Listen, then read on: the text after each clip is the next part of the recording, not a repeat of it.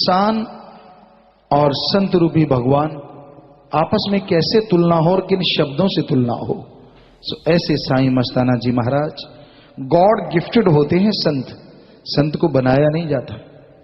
कहीं आप सोचो कोई अच्छी भक्ति करने वाला है, अच्छा बोलना आ गया या अच्छा ज्ञान सीख लिया, वो संत बन जाएगा। डुप्लीकेसी तो है। वो ढमढमा बजाएगा जैसे बंदर और रींछ होते हैं, वो नाटक सा दिखाते हैं, या सांप का दिखाते हैं, या बंदर बंदरिये का खेल आम आपने देखा होगा। ऐसा खेल तो खेल सकता है समाज, या उल्लू बनाना लोगों को कोई आसान काम है।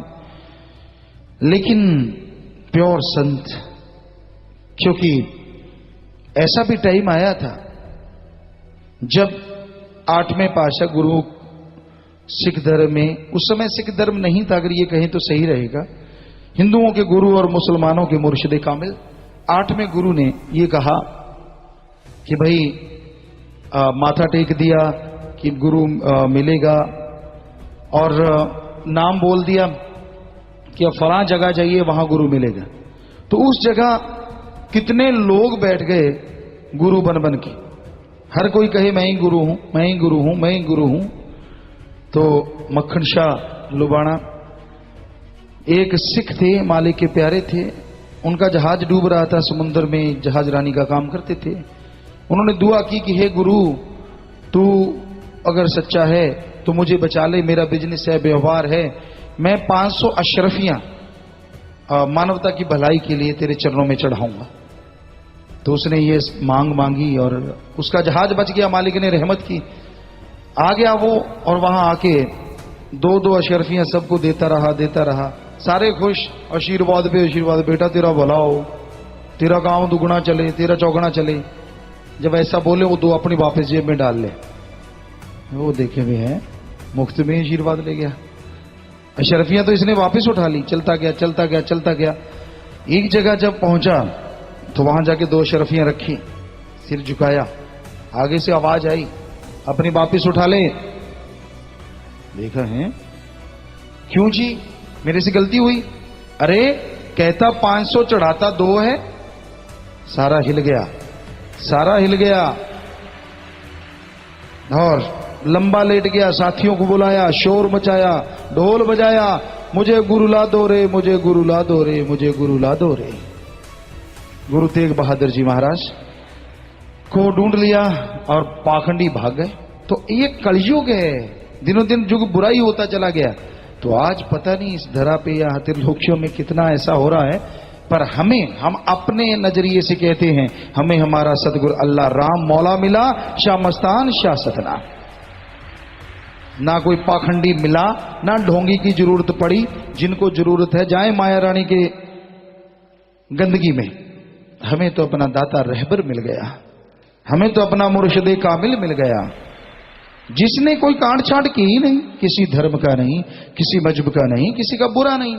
पर एक बात साथ संगत जी सावधान रहा करो, यहां बड़े मास्टर पीस हैं, शायद काल ने उनको पीस बना दिया, थे तो आदमी, बनाया तो मालिक ने आदमी था, पर ऐसा चूना काल ने लगाया, ऐसा पढ़ाई का, अंगड़ाई का, अहंकार का, कि तेरे जैसा ज्ञानवान, तेरा जैसा पढ़ा लिखा दुनिया में पैदा ही नहीं हुआ। या घमंड का, अहंकार का उठाने वाले बहुत लोग हैं। बड़ी गंदी राजनीति है दुनिया में। तो पंप मारते रहते हैं, हवा भरते रहते हैं, और लोग अहंकार में आ जाते हैं कि यार मेरे जैसा ज्ञानवान कोई भी नहीं, मेरे जैसा विद्वान कोई भी नहीं। इसका मतलब जिस सतगुरु को आप मानते हैं वो तो बेचारा भोला था, जिसने आगे अपना रूप बनाया और ये कहा कि हम थे, हम हैं, हम ही रहेंगे। वो वचन झूठ हो गए। पता नहीं कहां जाती विद्वानता, और कहां जाता है सारा ज्ञान, और कहां जाता है मालिक का प्यार। असलियत में थोथा चना बाजे घना। हमने अपने ख्यालों से देखा है, जो लोग ऐसा शोर मचाते हैं, अपने आप को फन्ने खां बताते हैं, वो नन्हे खां भी नहीं होते। क्योंकि थोथा चना बाजे घना, हम गारंटी देते, लिख के गारंटी, क्योंकि हम किसी का पर्दा नहीं उठाते। पर जब आदमी कहे मेरा उठा तो उठाना ही पड़ता है। बात पर्दा तो नहीं, लेकिन फिर भी बात बतानी पड़ती है। कि जिनका 10वां द्वार खुल जाए, जिनको कदम कदम पे मालिक चमत्कार दिखाए, फ्यूचर का, भविष्य का बात बताए, वो आदमी अपने उस सदगुरु मौला से आधा इंच भी इधर उधर हो जाए, ये असंभव है, असंभव है, असंभव है। सब झूठ का, पाखंड का बोलबाला। कैसे हो सकता है ये? जरा सोच के बताइए। क्या मालिक ने पहले नहीं बताया कि मत बोल भाई, मत सुना चमत्कार, मत करो बाबा, मत करो मालिक की चर्चा, तू तो भागेगा, तू तो ऐसा है, तू वैसा है, तू ये है, तू राम नाम नहीं जपेगा, तू बुरे कर्म करेगा, तेरे को आने वाले टाइम में बुरे कर्म करने। क्यों नहीं बताया सतगुरु ने तब?